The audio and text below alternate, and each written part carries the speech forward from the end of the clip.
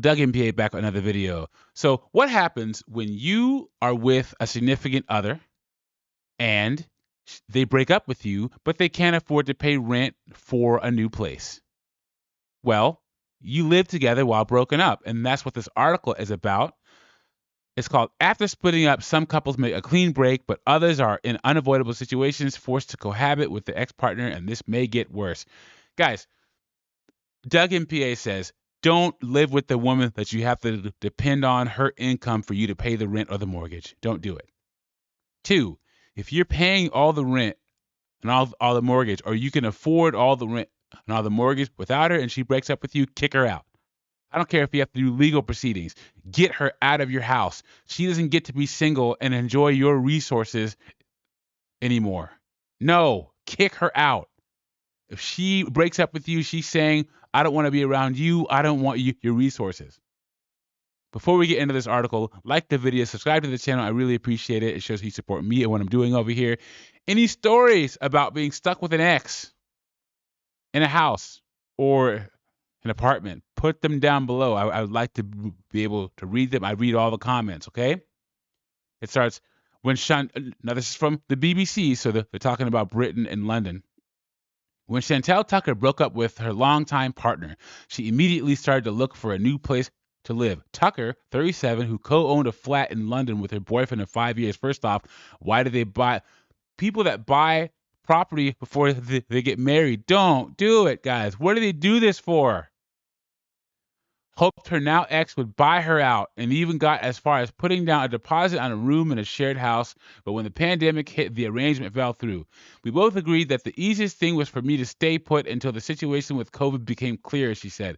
For a few months, the pair were able to live apart, with her remaining in their jointly co-owned flat as Tucker's ex decided to stay with his parents for the duration of lockdown in order to assist with his mom's medical needs.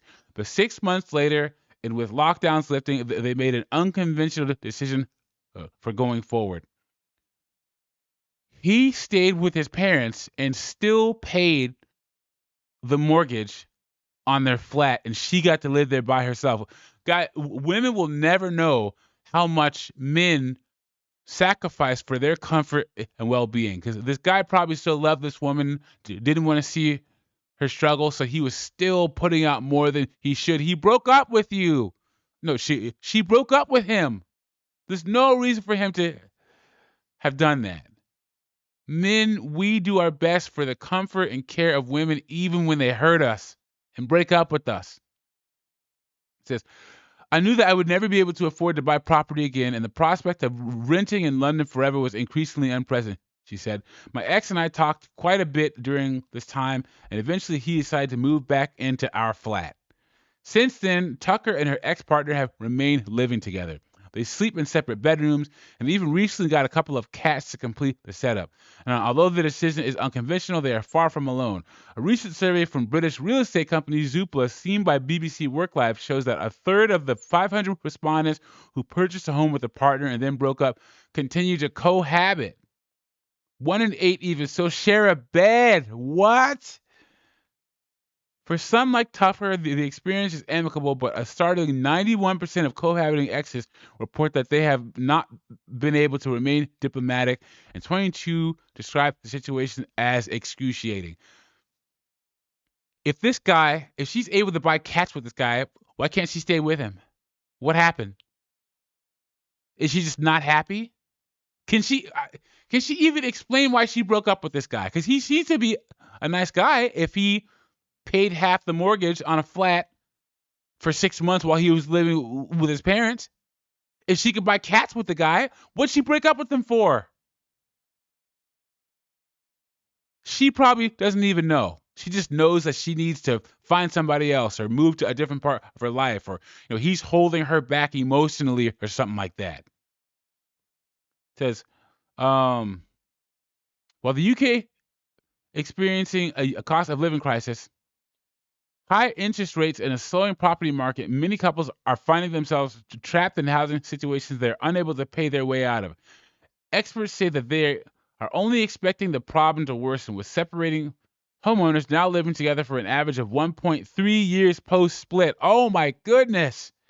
and paying several £1,000s on average to exit their mortgage or lease. So, guys, if you live in London and you break up with someone you own a house with, you're going to live with that person on average 1.3 years.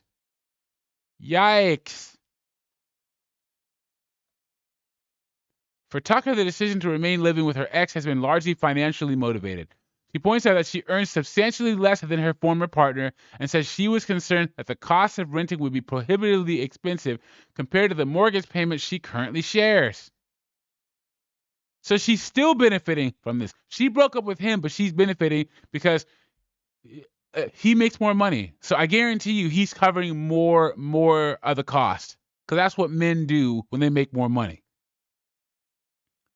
Mark Panischetti, an associate director at London-based mortgage broker Large Mortgage Loans, says he has seen growing concern about the financial impact of separation among clients who come to him for advice. I am seeing an increased number of couples taking the decision to live together despite their differences due to the increased cost of living apart and the future uncertainty of their jobs and incomes with an impending recession, he says. These couples are finding it more beneficial to remain in their current homes and renew their mortgage. I wonder how many they say, well, women break up with men 70 to 80% of the time. So 70 to 80% of the time, it's the man wants to be with the woman, but the woman wants to break up with him, and then she wants to live together and smash Chad and Tyrone and the personal trainer from the gym while he's paying the bills. Don't fall for this, guys. Like I said at the beginning of the video, don't put yourself in a position where you have to rely on a woman to make the rent or the mortgage. And if she breaks up with you, she's gone. Out. Finito. Make sure she hits the grass and the lawn before she rolls out into the street. It says Zoopla research shows 47% of people who are still showing a mortgage with an ex pinpoint the cost of moving out as their main reason for staying, as well as the fees associated with selling and buying a home or breaking a rental contract. There's also the difficulty of affording to live alone. Data shows single people carry a more significant financial burden and spend more per year on basic expenses than their coupled up counterparts. Gee, that's common sense. In the past 10 years, have seen a significant rise in people turning to house shares due to the unaffordability of renting by themselves.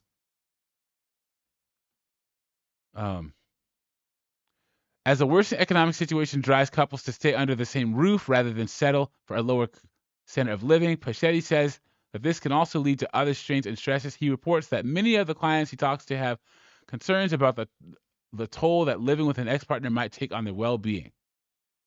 The biggest concern is how the joint incomes will be used between partners if they choose to lead separate lives under the same roof, especially if one person earns more than the other and controls the majority of household spending and mortgage contributions. What did I say, guys? A lot of these women are with men who make more and they want to be treated as an equal and do whatever they want while the guy still pays the majority of the bills. What a joke. Women always find a way for a man to do his traditional duty when they can shuck the responsibility of their traditional contributions. You pay for my lifestyle and I should be able to do whatever I want. It's just another form of this. Sarah Ray's Deputy Director and Head of Research Policy at the UK Women's Budget Group, adds that the situation can force low-earning partners, often women like Tucker, into a vulnerable position. And the UK research suggests that more than a third of women are financially dependent on their partner compared to just 11% of men. Similarly, Zoopla's survey showed 46% of women said that they had no savings when they split up with their partner, making the thought of finding a deposit for a rental property or covering the cost of buying a new home impossible. Stay with the guy or don't move in with the guy in the first place. If this were men saying this, no one would care. Women generally have lower earnings and incomes, so when they break up with partners, they're less likely to be able to afford to rent their own home, never mind buying a place. She also points out that the situation worsened in recent years. Women were also more likely to see their incomes reduced during the pandemic, and many were forced into debt. Guys, that's all I'm going to read for this article. I might cover this whole thing in a live stream because it's kind of long. But let me know what you think about this. Have you been stuck with an ex after they broke up with you, or you broke up with them? Did you make the mistake of buying a home with someone before you got married? Let me know in the comments. Like the video, subscribe to the channel, and I'll catch you on the next one.